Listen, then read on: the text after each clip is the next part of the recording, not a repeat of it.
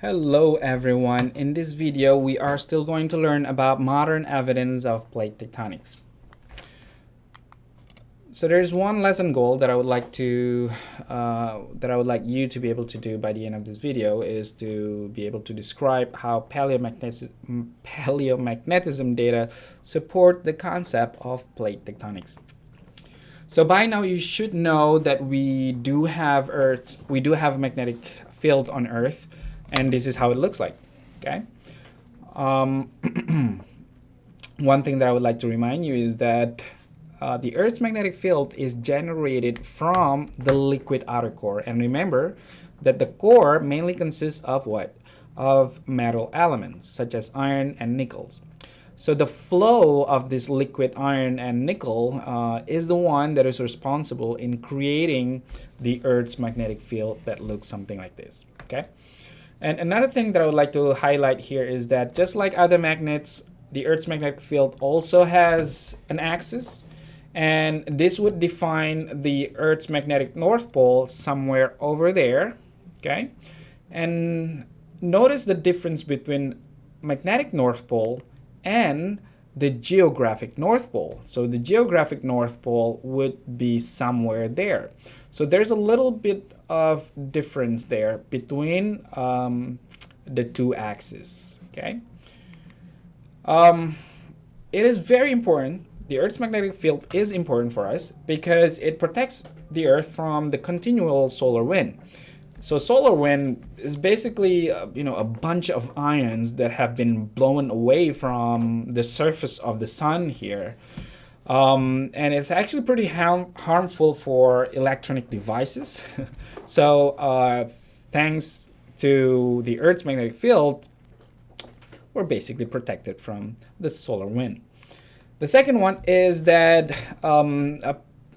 humans, we use Earth's magnetic field to navigate throughout the globe. Okay, so here, compass navigation right there. The reason for that is because this compass needle, they always point towards the Earth's magnetic North Pole. Okay. But of course, nowadays we don't do that anymore. Most people don't do that. The reason for that is because we now have a system called the Global Positioning System, or GPS, that is honestly is probably more accurate than compass navigation.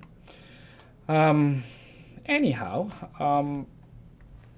Earth's magnetic field can be measured, and it can be measured in two ways using two components of Earth's magnetic field. The first one is called the declination, or the horizontal component of the Earth's magnetic field, and the second one is the inclination, or the vertical component of the Earth's magnetic field.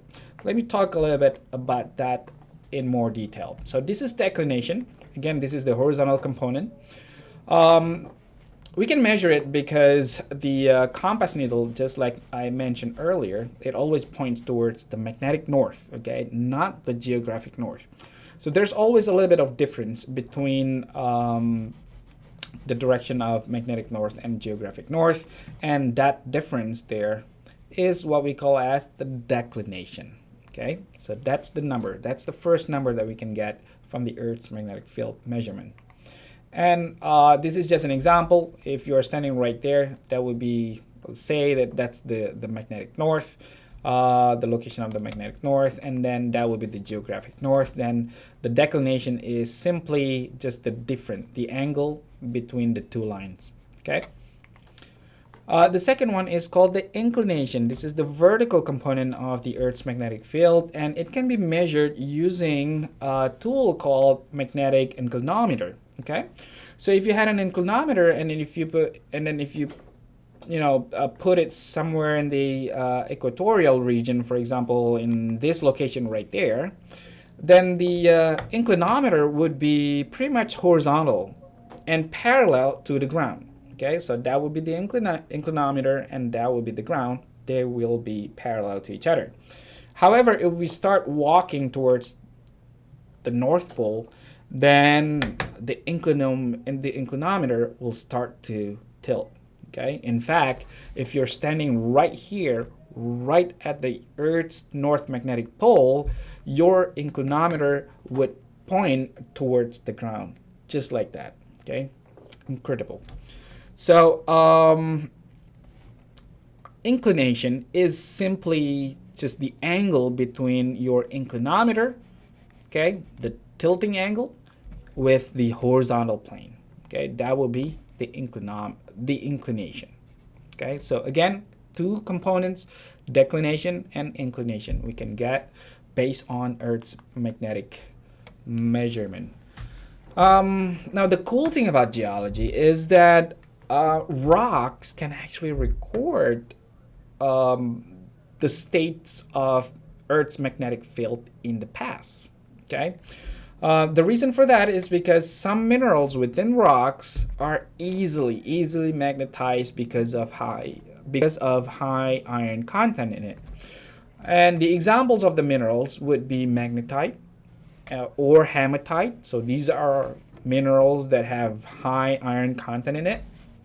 So you can imagine if these are all these black arrows would represent the mineral orientation within hot lava flow. When this lava flow cools down and solidifies, then the magnetized minerals will start to lining up parallel to the local Earth's dipole.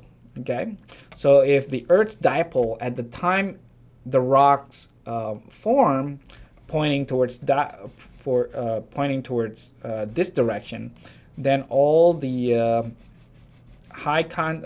all the minerals that have high content of iron would be parallel to the Earth's dipole at that time. So then that simply means that geologists can actually go out there and sample rocks and try to determine the paleomagnetic inclination and paleodeclination in order to figure out the paleolatitude or paleolongitude of that sample when it formed. Okay? So for example, here I have multiple layers of rocks, and each of the rocks form at different times. For example, here, this layer at the bottom formed at 600 million years ago, and here will be 400 million years ago, all the way to 0, which is present day. It turns out that systematic analysis of these layers reveal a constant change of paleomagnetic inclination and declination through time. Okay. That means that if the sample is located right there, and if we assume that this land is fixed in place, that means if we plotted the magnetic North Pole based on these data, 600 million years ago, the magnetic North Pole would be somewhere there at that location. And 500 million years ago, the magnetic North Pole moved to this location. 400 it was over here, 300 there, and then 200, 100. And finally, at 0 time, which is present day, it coincides with the current magnetic North Pole. Okay? That happens if we assume that this land mass is fixed in place all the time. Okay? So that simply means that the magnetic North Pole has been wandering around if we had that assumption. But is our assumption true? That's the big question, right? So that is what we call as apparent polar wander paths. And these are the data from North America, Africa, and Europe. These are some of the major continents that we have on Earth. Now, if these continents, again, if we assume that these continents were always fixed in place, they were never moved around, that simply means that these data suggest that, we had at least 3 magnetic North Poles in the past. For example, at this point here, at this time, we had the European data suggests that the magnetic North Pole was over there. The North American data suggests that it's over there, and African data suggests that it's over there. It doesn't make any sense. How come the Earth had 3 magnetic North Poles at the same time? And then they appear to have been wandering around on their own before they actually merge, before merging onto a single point. Coincidentally, magically, they merge onto a single point right here on the present day's magnetic North Pole.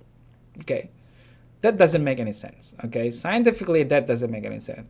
So the best explanation, or the explanation that makes a lot more sense, is that if we assume that the magnetic North Pole is fixed, then these continents must have moved around. And remember Alfred Wegener's continental drift theory, right?